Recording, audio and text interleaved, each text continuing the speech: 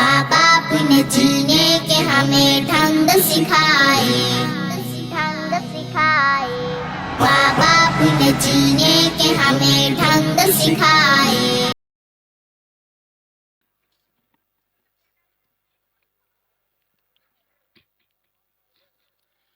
بسم اللہ الرحمن الرحیم، الحمد للہ رب العالمین والعاقبۃ للمتقین، والصلاة والسلام على سید الانبیاء والمرسلین وعلى آلہ وصحبہ اجمعین، اما بعد۔ قال اللہ تبارک وتعالی فی القرآن المجید والفرقان الحمید، اعوذ باللہ من الشیطان الرجیم، بسم اللہ الرحمن الرحیم، قل هل يستوي الذين يعلمون والذين لا يعلمون، وقال النبي صلى الله عليه وسلم طلب العلم فریضة على كل مسلم، او كما قال رسول اللہ صلی اللہ علیہ وسلم۔ صدق اللہ العظیم وصدق رسولہ النبی الکریم، ونحن على ذلك لمن الشاہدین والشاکرین، والحمد للہ رب العالمین۔ حصول علم لازم کیوں ہے، کبھی اس پر بھی سوچا ہے؟ حصول علم لازم کیوں ہے، کبھی اس پر بھی سوچا ہے؟ پڑھے لکھے لوگ جانتے ہیں خودی کیا ہے، خدا کیا ہے۔ واجب الاحترام، قابل صد احترام حضرات، اکابر علماء کرام، بزرگوں، عزیز نوجوان دوستوں، میرے دینی و ایمانی بھائیوں اور پردے میں بیٹھ کر سننے والی میری اسلامی ماؤں اور بہنوں، اللہ تعالیٰ کا فضل ہے، اللہ تعالیٰ کی مہربانی ہے کہ اس وقت ہم سب تعلیمی بیداری کانفرنس میں شریک ہیں۔ اس تعلیمی بیداری کانفرنس میں شرکت ہمارے لیے باعث مسرت بھی ہے اور باعث سعادت بھی۔ جامعہ ام القریٰ کے محتمم اور صالح فکر کے نوجوان عالم دین حضرت مولانا قاری شمیم احمد صاحب کاشفی دامت برکاتہم کی مخلصانہ دعوت پر حاضری کا شرف حاصل ہوا، اور اسی ضمن میں آپ حضرات سے ملاقات اور آپ حضرات کی زیارت کی توفیق نصیب ہوئی۔ اللہ تعالیٰ اس کو قبول فرمائے۔ مغرب کی نماز کے بعد سے لے کر اب تک آپ حضرات نے جامعہ ام القریٰ کے معصوم بچوں اور بچیوں کا بہت ہی جاندار، شاندار، علمی، اصلاحی پروگرام سنا، اور بچوں کے پروگرام کے بعد ہمارے اس علاقے کے بہت ہی معزز موقر علماء کرام کی بہت ہی قیمتی، اصلاحی اور کارآمد باتیں آپ حضرات سنتے رہے۔ چونکہ وقت بھی بہت زیادہ ہو گیا، اور سچی بات یہ ہے کہ تقریباً 30-32 گھنٹوں کا مسلسل سفر کر کے ہم سیدھا آپ کے سامنے اسٹیج پر آ کر بیٹھے ہیں۔ تو جس طرح ہمارے اکابر علماء کرام نے، مجھ سے پہلے پیش رو مقررین نے بہت اختصار کے ساتھ کام کی اور ضروری باتیں آپ حضرات کے سامنے پیش کی، میں بھی یہ چاہوں گا کہ بہت کم وقت میں کچھ کام کی باتیں آپ حضرات کے سامنے پیش کر دوں۔ اے بیٹے خاموش رہو، بات نہ کرے درمیان میں۔ یہ جلسہ جو ہو رہا ہے یہ دینی جلسہ ہے، ایک مدرسے کا جلسہ ہے، اور دین کی بات جب آدمی دھیان اور توجہ کے ساتھ سنتا ہے تو بات سمجھ میں آتی ہے، اور جب بات سمجھ میں آتی ہے تو آدمی کے لیے عمل کرنا آسان ہو جاتا ہے، اور جب دین کی بات آدمی دھیان توجہ سے نہیں سنتا، بے خیالی بے دھیانی میں آدمی بات سنتا ہے تو بات سمجھ میں نہیں آتی، اور جب بات سمجھ میں نہیں آتی تو آدمی کے لیے عمل کرنا مشکل ہو جاتا ہے۔ دین کی بات کو سمجھنے کے لیے کانوں سے سننا بھی پڑتا ہے، دل کے ساتھ متوجہ رہنا بھی پڑتا ہے، اور ذہن و دماغ کو بھی یہاں حاضر رکھنا ہوتا ہے۔ جب یہ ساری چیزیں ایک ساتھ جمع ہوتی ہے تو دین کی بات سمجھ میں آتی ہے تو عمل کرنا آسان ہو جاتا ہے۔ حضور صلی اللہ علیہ وسلم کی 11 بیویاں تھیں۔ آپ صلی اللہ علیہ وسلم نے ایک مرتبہ اپنی 11 بیویوں کو، امت کی ماؤں کو جمع کیا، اور جمع کرنے کے بعد آقا صلی اللہ علیہ وسلم نے ان امت کی ماؤں کے درمیان، اپنی بیویوں کے درمیان ایک بات ارشاد فرمائی۔ آقا صلی اللہ علیہ وسلم نے فرمایا کہ میرے بعد میری بیویوں میں سب سے پہلے اس بیوی کا انتقال ہوگا جس کا ہاتھ سب سے زیادہ لمبا ہوگا۔ نبی کی بیویوں نے نبی کی زبان سے یہ بات سنی، اور تمام بیویاں اٹھ کے اپنے گھر پہ چلی گئی۔ تو کسی بیوی نے اپنا ہاتھ لکڑی سے ناپا، کسی بیوی نے اپنا ہاتھ دھاگے سے ناپا، کسی بیوی نے اپنا ہاتھ کپڑے سے ناپا، کسی بیوی نے اپنا ہاتھ دیوار پہ رکھ کر نشان لگا دیا۔ جب نبی کی تمام بیویوں نے اپنے اپنے ہاتھوں کو دھاگے، کپڑے، لکڑے سے ناپ دیا تو پتہ چلا کہ نبی کی بیویوں میں سب سے لمبا ہاتھ حضرت سودا کا ہے۔ تو نبی کی بیویوں نے فیصلہ کیا کہ ہم میں سب سے پہلے اگر کسی بیوی کا انتقال ہوگا تو حضرت سودا کا ہوگا، اس لیے کہ نبی کے ارشاد کے مطابق سب سے لمبا ہاتھ حضرت سودا کا ہے۔ لیکن کچھ دن گزرنے نہ پائے کہ نبی کی بیویوں میں سب سے پہلے انتقال حضرت خدیجہ نبی کی بیویوں میں سب سے پہلے انتقال حضرت زینب رضی اللہ تعالیٰ عنہ کا ہوا۔ زینب کے انتقال کے بعد نبی کی بیویاں پریشان ہو گئی کہ نبی نے فرمایا کہ سب سے پہلے انتقال اس بیوی کا ہوگا جس کا ہاتھ لمبا ہوگا۔ ہم نے آپس میں اپنے ہاتھوں کو ناپا تو سودا کا ہاتھ لمبا ہے، انتقال سودا کا پہلے ہونا چاہیے، لیکن انتقال تو زینب کا پہلے ہو گیا۔ تو زینب کے انتقال کے بعد جب تمام بیویاں سر جوڑ کے بیٹھی، غور و فکر کیا تو پتہ یہ چلا کہ عرب کے معاشرے اور سماج میں ہاتھ کی لمبائی سے مراد وہ ہاتھ بھی لیا جاتا ہے جو اللہ کے نام پر خرچ کرنے میں سب سے آگے ہوتا ہے۔ تو جب نبی کی بیویوں نے غور کیا تو پتہ یہ چلا کہ نبی علیہ السلام نے فرمایا کہ اس بیوی کا انتقال سب سے پہلے ہوگا جس کا ہاتھ سب سے زیادہ لمبا ہوگا۔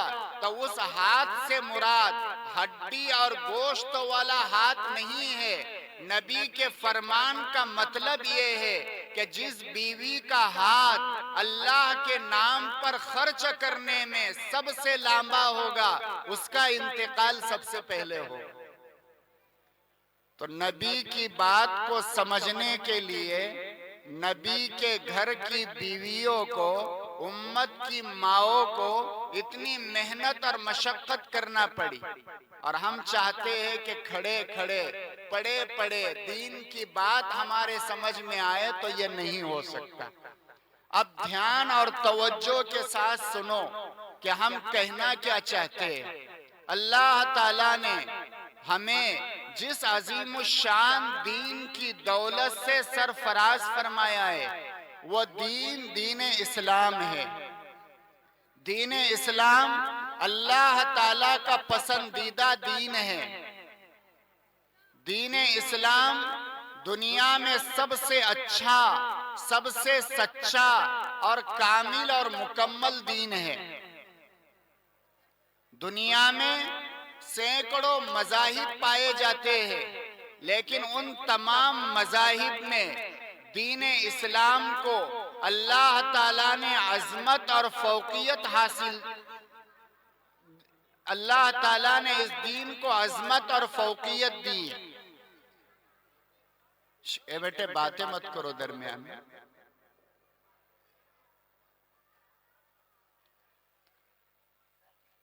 دین اسلام یہ واحد دین ہے جو پوری انسانیت کی دنیا اور آخرت میں کامیابی اور کامرانی کی ضمانت لیتا ہے۔ یہی وہ دین حق ہے جس کی ابتدا تعلیم سے ہوئی۔ جس وقت نبی اکرم سرکار دو عالم صلی اللہ علیہ وسلم کے مبارک سر پر نبوت کا تاج زرین رکھا گیا اور غار حرا میں آپ کو منصب نبوت سے سرفراز کیا گیا، اس وقت فرشتے وحی کے ذریعے سب سے پہلا پیغام جو آپ کے مبارک دل پر نازل ہوا، وہ پیغام پوری دنیا انسانیت کو، امت مسلمہ کو پڑھنے اور سیکھنے کی دعوت دیتا ہے۔ حضور صلی اللہ علیہ وسلم کے مبارک دل کے اوپر غار حرا میں سب سے پہلے قرآن کی جو 5 آیتیں نازل ہوئی، ان مقدس اور بابرکت آیتوں میں اللہ تعالیٰ نے قلم کا تذکرہ کیا۔ ان آیتوں میں اللہ تعالیٰ نے پڑھنے اور سیکھنے کا تذکرہ کیا۔ غور کرنے کی بات ہے کہ اللہ تعالیٰ نے قلم کا تذکرہ کیا، پڑھنے اور سیکھنے کا تذکرہ کیا، لیکن اللہ تعالیٰ نے اس بات کا حکم دیا کہ پڑھنا تو تمہیں ضروری ہے، تعلیم حاصل کرنا ضروری ہے، لیکن تمہارا پڑھنا، تمہارا سیکھنا اور تمہارا تعلیم کے میدان میں آگے بڑھنا اللہ کے نام کے ساتھ ہونا چاہیے۔ پڑھائی اپنے رب کے نام سے، اپنے پالنہار اور پروردگار کے نام سے۔ اللہ تعالیٰ نے یہ بھی بتایا کہ پڑھنا ہے اور یہ بھی بتایا کہ پڑھنا کیسے ہے، یعنی اپنے رب کے نام سے پڑھائی کا آغاز کرنا ہے۔ جو علم اللہ کے نام کے ساتھ سیکھا جاتا ہے، جو علم اللہ کے نام کے ساتھ پڑھا جاتا ہے، وہ علم انسان کے لیے نفع اور فائدے کا ذریعہ ثابت ہوتا ہے، اور جو علم اللہ کے نام سے نہیں پڑھا جاتا، اللہ کے نام سے نہیں سیکھا جاتا، وہ علم انسانوں کے لیے ضلالت اور گمراہی اور فتنے کا ذریعہ ثابت ہوتا ہے۔ علامہ اقبال نے کہا تھا، اللہ سے کرے دور تو تعلیم بھی فتنہ، اللہ سے کرے دور تو تعلیم بھی فتنہ، املاک بھی، اولاد بھی، جاگیر بھی فتنہ، نا حق کے لیے اٹھے تو شمشیر بھی فتنہ، شمشیر ہی کیا نعرے تکبیر بھی فتنہ۔ علم کا مقصد اللہ کی معرفت ہے، علم کا مقصد اللہ کی پہچان ہے۔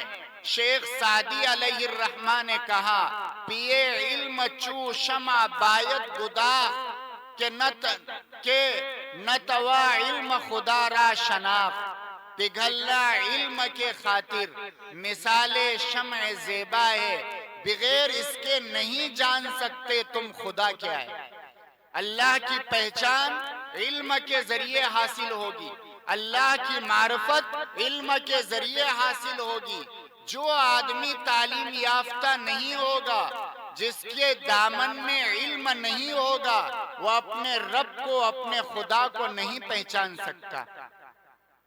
میرے اور آپ کے آقا تاجدار مدینہ محمد الرسول اللہ صلی اللہ علیہ وسلم کو اللہ تعالیٰ نے پوری انسانیت کے لیے آخری نبی اور آخری پیغمبر بنا کر دنیا میں مبعوث فرمایا۔ رسول اللہ صلی اللہ علیہ وسلم جب دنیا میں تشریف لائے تو آپ نے اپنا تعارف ایک نبی مرسل کے ساتھ ساتھ اس بات سے بھی اپنا تعارف کروایا کہ میں پوری انسانیت کے لیے معلم بنا کر بھیجا گیا ہوں۔ آپ کا ارشاد گرامی ہے، بعثت معلما، میں معلم بنا کر بھیجا گیا ہوں۔ جس دور میں آپ صلی اللہ علیہ وسلم کو اللہ تعالیٰ نے انسانیت کا معلم بنا کر بھیجا اور پوری انسانیت کے لیے رہبر رہنما بنا کر بھیجا، اس دور کو دور جاہلیت کے نام سے یاد کیا جاتا ہے۔ جس دور میں آپ دنیا میں تشریف لائے تھے، وہ دور دنیا میں کفر اور شرک کے سیاہ بادل اس دور میں چھائے ہوئے تھے۔ ہر طرف جہالت اور بربریت کا دورہ تھا، قتل و غارت گری کی حکومت قائم تھی، ظلم و ستم کا بازار گرم تھا، سود خوری و شراب نوشی، زناکاری و بدکاری، فحاشی اور عریانی عام تھی، گھر گھر پتھروں کی پرستش ہوتی تھی۔ مولانا الطاف حسین حالی رحمت اللہ علیہ نے اس دور جاہلیت کا نقشہ کھینچتے ہوئے کہا تھا کہ چلن ان کے جتنے بھی تھے سب وحشیانہ، چلن ان کے جتنے بھی تھے سب وحشیانہ، ہر ایک لوٹ مار میں تھا یگانہ، فسادات میں کٹتا تھا ان کا زمانہ، نہ تھا کوئی قانون کا تازیانہ، وہ تھے قتل و غارت میں چالاک ایسے، درندے ہو جنگل میں بے باک جیسے۔ ایسی کون سی خرابی اور کون سی برائی نہیں تھی جو عرب سماج اور معاشرے میں نہ پائی جاتی ہوں۔ لڑکیوں کو زندہ دفن کرنا، راستے میں پڑا ہوا خون چاٹ لینا، اپنے غلاموں پر ظلم اور زیادتی کرنا، باپ کے انتقال کے بعد اپنی سوتیلی ماں سے بیٹے کا نکاح کرنا، یہ عام چیزیں اس زمانے میں تھی۔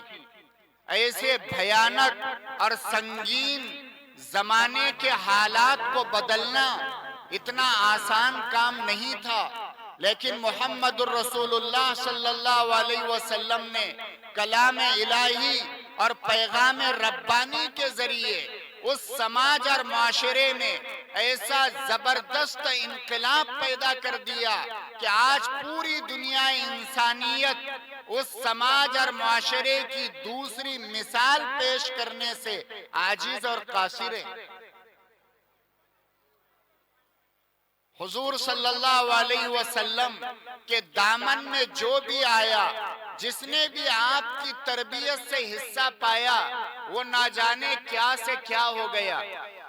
سلمان فارسی رضی اللہ تعالیٰ عنہ فارس سے آئے، صہیب رومی رضی اللہ تعالیٰ عنہ روم سے آئے، بلال حبشی رضی اللہ عنہ حبشہ سے آئے اور مؤذن رسول بن گئے، ابو بکر صدیق اکبر بن گئے، عمر فاروق اعظم بن گئے، عثمان ذوالنورین بن گئے اور علی حیدر کرار بن گئے۔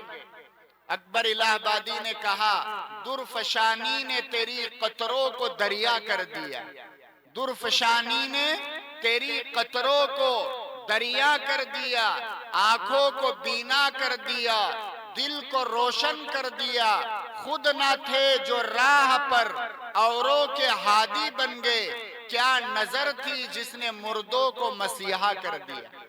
جو قوم मुर्दा बन चुकी थी, उसमें जिंदगी की रूह मोहम्मद रसूलुल्लाह सल्लल्लाहु अलैहि वसल्लम ने फूंकी। लेकिन आप सल्लल्लाहु अलैहि वसल्लम ने जो रूह उनके अंदर फूंकी वो पैगाम रब्बानी और कलाम इलाही के जरिए फूंकी। आज का दौर और आज का जमाना ये तरक्की याफ्ता जमाना है। आज दुनिया तरक्की के रास्ते पर चल रही है और ये दुनिया तरक्की की तरफ कदम बढ़ा रही है। दुनिया हर एतबार से तरक्की कर रही है। तालीम के मैदान में आगे बढ़ के बड़ा काम किया जा रहा है। जो कौमें तालीम के मैदान में आगे बढ़ रही हैं वो तरक्की के रास्ते पर गामजन हैं, और जो कौमें तालीमी पसमानदगी की शिकार है वो कौमें तनज़्ज़ुली और पस्ती की तरफ जा रही है। अफसोस की बात है और बड़े अफसोस की बात है कि जिस कौम को पढ़ने का हुक्म दिया गया था, आज अगर सर्वे किया जाए तो सबसे ज्यादा बेपढ़ी लिखी वही कौम। पढ़ने का हुक्म मुसलमानों को मिला था, अल्लाह और अल्लाह के रसूल के मानने वालों को मिला था, कुरान पर ईमान रखने वालों को मिला था। लेकिन आज अफसोस की बात है कि वही कौम आज सबसे ज्यादा तालीम के मैदान में पीछे। अगर सर्वे किया जाए, रिपोर्ट निकाली जाए तो पता ये चलता है कि हमारी कौम में 80% बच्चे ऐसे हैं कि जो प्राइमरी की तालीम के बाद स्कूल छोड़ देते हैं, उसके बाद तालीम हासिल नहीं करते। हमारे पास 20% बच्चे बचते हैं तो 20% में भी 15% बच्चे और बच्चियां हमारी कौम की ऐसी है जो 10 तक या 10वीं तक तालीम हासिल करती है, उसके बाद अपनी तालीम को छोड़ देती। 5% बच्चे हमारे ऐसे हैं जो 10वीं के बाद भी आला तालीम के लिए फिक्र और कोशिश करते हैं और आगे बढ़ते हैं।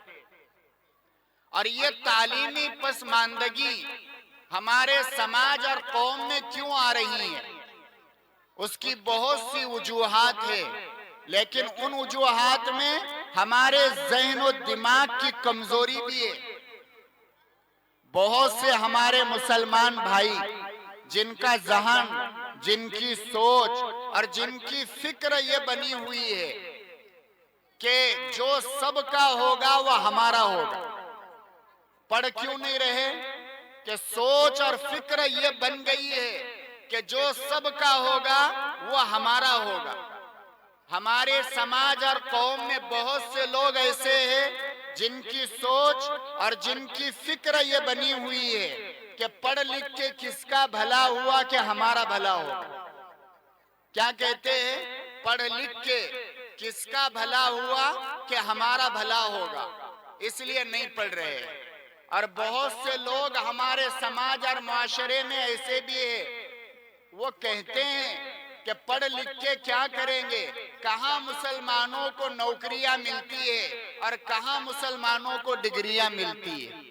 इस सोच, इस फिक्र और इस जहन ने मुसलमानों में तालीमी पसमानदगी को पैदा किया।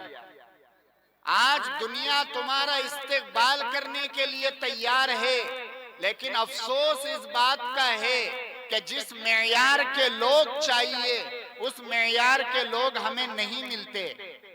दुनियावी तालीम में भी हमारी कौम सबसे ज्यादा पीछे है और दीनी तालीम में भी हमारी कौम सबसे ज्यादा पीछे है। सच्चर कमेटी रिपोर्ट हमारे सामने है कि 2% बच्चे हमारे मदारिस दीनिया में हैं और 98% बच्चे हमारे मदारिस से बाहर हैं। लेकिन जब स्कूलों का और कॉलेजों का सर्वे किया जाता है तो 98% बच्चे हमारे वहां भी नजर नहीं आते। یاد رکھنا، اگر آپ دنیا میں ترقی کرنا چاہتے، دنیا کا اقتدار اپنے ہاتھوں میں لینا چاہتے اور دنیا میں آپ ابھر کے سامنے آنا چاہتے ہیں، تو آپ کو دینی اور دنیاوی دونوں تعلیم کے میدان میں آگے بڑھنا ہوگا۔ تعلیم ہی ترقی کا راز ہے۔ جب تک آپ تعلیم ہی ترقی کا راز ہے، اگر آپ تعلیم کے میدان میں آگے نہیں بڑھو گے تو آج ہماری حالت جتنی بد ہے اس سے زیادہ یعنی بد سے بدتر ہو جائیں گے۔ جو قوم تعلیم یافتہ ہوتی ہے، جس قوم کا نوجوان طبقہ تعلیم کے میدان میں آگے بڑھتا ہے، دنیا اس کا استقبال کرتی۔ ہمارے یہاں تو دینی تعلیم اور دنیاوی تعلیم اس کے اندر کوئی فرق اور تمیز نہیں ہے۔